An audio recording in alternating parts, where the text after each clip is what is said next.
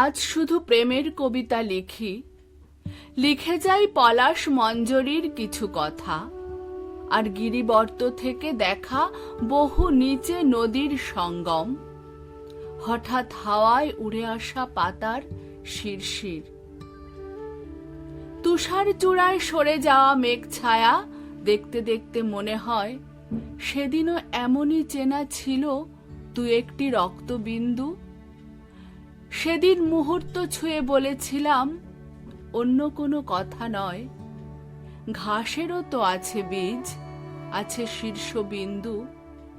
আজ শুধু সেই সব কথা বলি, তারপর পাখিদের দীর্ঘ ওড়াউড়ি, জলের উপর নেমে আসা ডানার শব্দ, আর অর্কিডের ফুল হাতে নিস্তব্ধ দাঁড়িয়ে থাকা।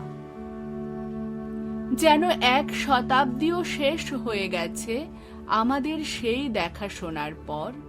হাওয়ার তীক্ষ্ণ শীষে মনে পড়ে আমাদের শেষ কথামালা বেজে উঠেছিল টড়িতে।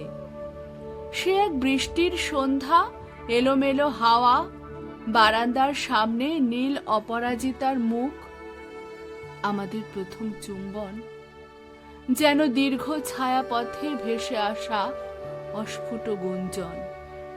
তারপরে শীত, অশ্রুরেখা ছুঁয়ে থাকে পুরনো তারার আলো।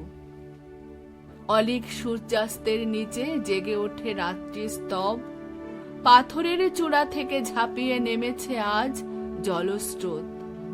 শ্যাওলা জড়ানো পথ দুই পাশে মেলে দেয় অরণ্যের প্রতিভাস। পাথরের ফাটলে ফাটলে ঘাসের ফ্যাকাশে দাগ ছুঁয়ে ফোটে তারা ফুল।